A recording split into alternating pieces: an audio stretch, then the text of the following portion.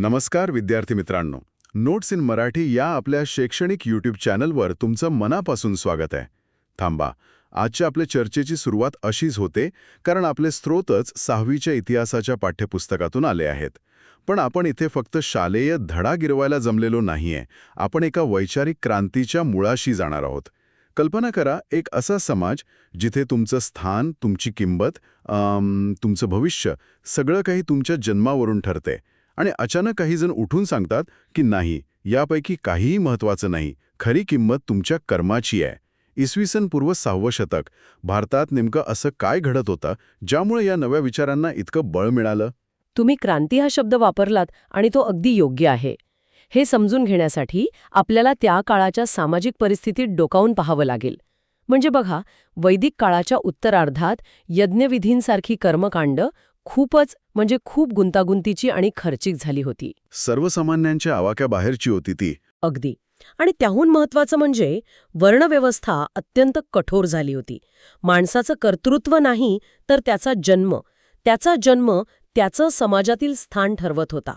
याच घुसमटीतून एक पर्यायी मार्गाचा शोध सुरू झाला की प्रत्येक व्यक्तीला स्वतःच्या उन्नतीचा मार्ग शोधण्याचं स्वातंत्र्य आहे. ही भावना या नव्या विचारप्रवाहांनी दिली. चला तर मग यातीलच एक अत्यंत प्राचीन विचारप्रवाह जैन धर्मापासून सुरुवात करूया. अहिंसा हा या धर्माचा मूळ गाभा आहे हे आपल्याला माहीत आहे. पण या विचारधारेचं मूळ खूप खोलवर रुजलेलं आहे. आपल्या स्रोतांमध्ये तीर्थंकर परंपरेचा उल्लेख आहे. वर्धमान महावीर हे 24वे तीर्थंकर होते असं म्हटलंय. याचा अर्थ म्हणजे त्यांच्या आधीही 23 जण होऊन गेले होते. बरोबर. आणि हीच गोष्ट या परंपरेला एक वेगळं महत्त्व देते. तीर्थंकर म्हणजे जे लोकांना भवसागरातून पैलतीरी नेण्यासाठी मार्ग दाखवतात. महावीर हे या धर्माचे संस्थापक नाहीत, तर ते त्या प्राचीन परंपरेतील एक महत्त्वाचे दुवा आहेत. अच्छा, हो. ज्यांनी त्या ज्ञानाला पुन्हा एकदा लोकांपर्यंत पोहोचवलं. यावरून हे लक्षात येतं की ही एक आधीपासून अस्तित्वात असलेली विचारप्रणाली होती, जिला महावीरांनी एक नवीन, सुटसुटीत आणि त्या काळाला अनुरूप असं स्वरूप दिलं. आणि त्यांचं जीवन तर एका राजकुमाराचं होतं. बिहारमधल्या कुंडग्राम इथे जन्म, वडील राजा सिद्धार्थ आणि आई त्रिशला. मग असा कोणता क्षण आला की त्यांनी ह्या सगळ्याचा त्याग करून ज्ञानप्राप्तीचा मार्ग निवडला? हाच तो मानवी अस्तित्वाच्या मुळाशी असलेला प्रश्न आहे, नाही का? आपल्या स्रोतांनुसार त्यांनी मानवी दुःखाचं कारण शोधण्यासाठी घरादाराचा त्याग केला. आणि हा मार्ग सोपा नव्हता. नाहीच. तब्बल 12.5 वर्षांची कठोर तपश्चर्या. यानंतर त्यांना केवळ ज्ञान प्राप्त झालं. केवळ ज्ञान हा शब्द खूप गहन वाटतो. याचा नेमका अर्थ काय होतो? विशुद्ध ज्ञान म्हणजे काय? याची एक सोपी कल्पना करूया. जणू काही आपण जगाकडे एका धुरकट चष्म्यातून पाहतोय. ज्यावर आपल्या इच्छा, अपेक्षा, राग, लोभ या सगळ्यांचा धुराळा आहे. केवळ ज्ञान म्हणजे हा चष्मा गळून पडणं आणि सत्य जसं आहे तसं, कोणत्याही फिल्टरशिवाय दिसणं. वा. हे ज्ञान म्हणजे ॲब्सोल्यूट अनफिल्टर्ड रियालिटी. म्हणूनच त्यांना केवली म्हणजे सर्वज्ञ म्हटलं गेलं. आणि याच अवस्थेतून त्यांना जीन हे नाव मिळालं, नाही का? जिंकणारे. पण त्यांनी काय जिंकलं? त्यांनी स्वतःच्या विकारांवर विजय मिळवला. अच्छा. हो. सुख आणि दुःख या दोन्ही भावनांच्या पलीकडे ते गेले. कोणत्याही गोष्टीचा त्यांच्या मनावर परिणाम होईनासा झाला. हा खरा विजय होता. बरोबर. आणि याच जीन शब्दावरून जैन हा शब्द आला, म्हणजे जिंकणाऱ्यांचे अनुयायी. आणि त्यांनी मग लोकांना उपदेश करायला सुरुवात केली. हो. ज्ञानप्राप्तीनंतर सुमारे 30 वर्षे त्यांनी अर्धमागधी या लोकभाषेतून लोकांना उपदेश केला, जेणेकरून तो विचार थेट लोकांच्या हृदयापर्यंत पोहोचावा. त्यांच्या शिकवणीचं सार पंचमहाव्रते आणि त्रिरत्ने यात आहे. पंचमहाव्रते म्हणजे अहिंसा, सत्य, अस्तेय, अपरिग्रह आणि ब्रह्मचर्य. ही तत्त्व ऐकायला खूप आदर्शवादी वाटतात. विशेषतः अपरिग्रह म्हणजे मालमत्तेचा साठा न करणे. हे सर्वसामान्य माणसासाठी जो संसारात राहतो त्याच्यासाठी हे कितपत शक्य होतं? ही शिकवण फक्त संन्यासांसाठी होती का? हा खूप महत्वाचा प्रश्न आहे. ही महाव्रते भिक्खूंसाठी अत्यंत काटेकोरपणे पाळायची होती. पण गृहस्थाश्रमी लोकांसाठी? त्यांच्यासाठी याचं सोपं रूप होतं, ज्याला अणुव्रते म्हणतात. अच्छा, अणुव्रते. हो. म्हणजे गरजेपेक्षा जास्त साठा करू नका, पण संसार चालवण्यासाठी आवश्यक गोष्टी ठेवा. यातून हे दिसतं की हा विचार केवळ आदर्शवादी नव्हता, तर तो व्यावहारिक पातळीवर कसा आणता येईल याचाही विचार केला गेला होता. आणि त्रिरत्ने, सम्यक दर्शन, सम्यक ज्ञान, सम्यक चारित्र्य, ही कृतीपेक्षा मानसिकतेशी जास्त निगडीत आहेत का? अगदी बरोबर. सम्यक म्हणजे संतुलित. पंचमहाव्रतेही काय करावं हे सांगतात, तर त्रिरत्नेही कसं जगावं याची दृष्टी देतात. योग्य श्रद्धा, त्या श्रद्धेमागचं योग्य ज्ञान आणि त्या ज्ञानावर आधारित योग्य आचरण ही एक संपूर्ण जीवनशैली आहे. खरंय, पण मला वाटतं जैन तत्वज्ञानातला सर्वात क्रांतिकारी विचार म्हणजे अनेकांतवाद. हो, यावर मला बोलायचंच होतं. सत्याचे अनेक पैलू असतात.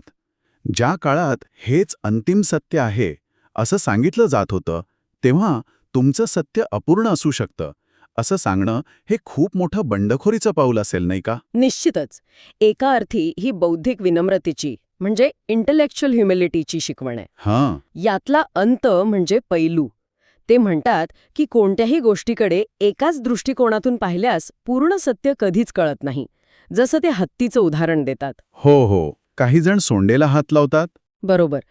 तर काही जण पाहायला दोघेही आपापल्या जागी बरोबर आहेत, पण अपूर्ण आहेत. हा विचार समाजात इतरांच्या मतांविषयी सहिष्णुता निर्माण करतो. खरं तर आजच्या सोशल मीडियाच्या एको चेंबरच्या काळात हा विचार किती महत्वाचा आहे, नाही का? अगदी. की माझं मत हे सत्याचा एक तुकडा आहे, संपूर्ण सत्य नाही. ॲब्सोल्युटली. हो. खरंच जगाणी जगू द्या या त्यांच्या उपदेशात हेच तर दडलेलं आहे. तर जैन धर्माने आत्म्याच्या शुद्धीकरणासाठी कठोर तपश्चर्येवर भर दिला. साधारण त्याच काळात आणखी एक राजकुमार मानवी दुःखाच्या याच प्रश्नाशी झगडत होता. पण तो एका वेगळ्या निष्कर्षाप्रत पोहोचला. तो मध्यम मार्ग होता. आपण आता गौतम बुद्धांकडे वळूया. हो. सिद्धार्थ गौतमाची कथाही जवळपास सारखीच आहे. राजकुमाराचं जीवन, मानवी दुःख पाहून घरादाराचा त्याग. पण कठोर तपश्चर्येनंतर त्यांना जाणवलं की शरीरदंड करून ज्ञानप्राप्ती होत नाही. म्हणून त्यांनी तो मार्ग सोडला आणि ध्यानाचा मार्ग स्वीकारला. आणि मग बिहारमधील गया शहराजवळ एका पिंपळाच्या झाडाखाली ध्यानस्थ बसले असताना त्यांना बोधी म्हणजे सर्वोच्च ज्ञान प्राप्त झाले. आणि तेव्हापासून सिद्धार्थचे बुद्ध झाले. आणि त्या जागेला बोधगाया आणि त्या वृक्षाला बोधिवृक्ष म्हणतात. त्यांनी पहिला उपदेश सारनाथ इथे दिला.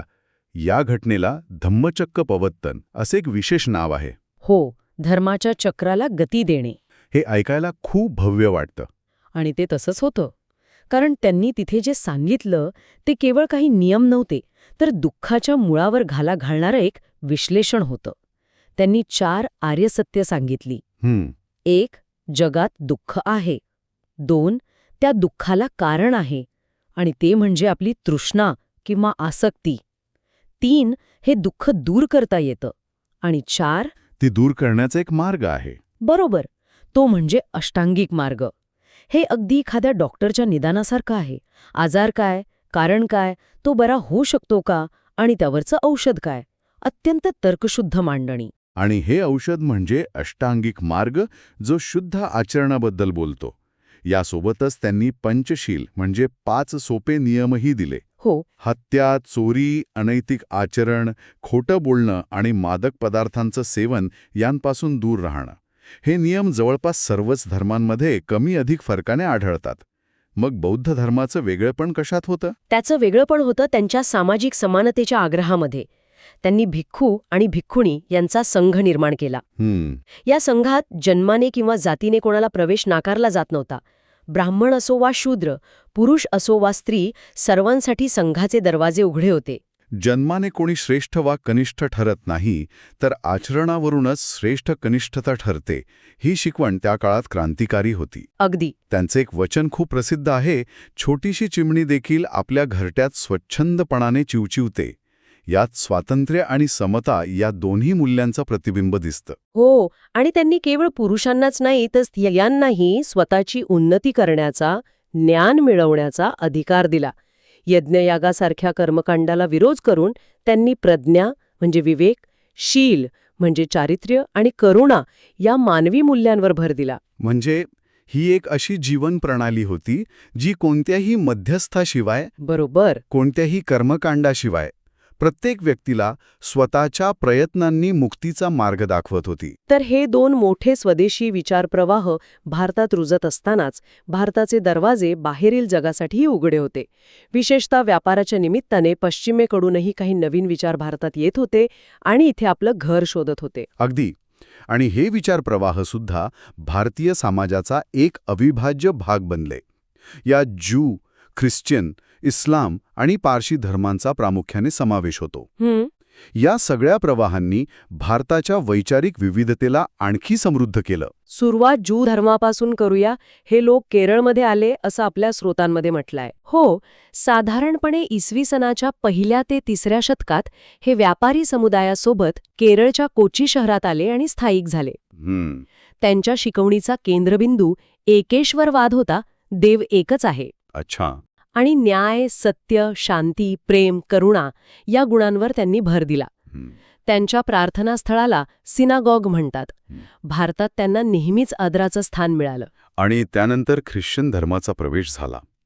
सेंट थॉमस म्हणजे येशू ख्रिस्तांचे एक शिष्य, ते स्वतः 1ल्या शतकात केरळमध्ये आले. ही गोष्ट खूपच विलक्षण आहे, नाही का? हो ना. हे भारताच्या प्राचीन जागतिक संबंधांचा द्योतक आहे. ख्रिश्चन धर्माचाही मूळ संदेश एकेश्वरवाद आणि प्रेम हाच आहे. देव सर्वांचा प्रेमळ पिता आहे आणि आपण सर्व एकमेकांचे भाऊ बहीण आहोत. शत्रूंवरही प्रेम करा आणि चुकलेल्यांना क्षमा करा, ही त्यांची शिकवण होती. बायबल हा त्यांचा पवित्र ग्रंथ आणि चर्च हे प्रार्थनास्थळ. यानंतर काही शतकांनी अरबी व्यापाऱ्यांमार्फत इस्लाम धर्म भारतात पोहोचला. हो, साधारणपणे 7व्या शतकात. इस्लाम या शब्दाचा अर्थच शांती किंवा अल्लाला शरण जाणे असा आहे.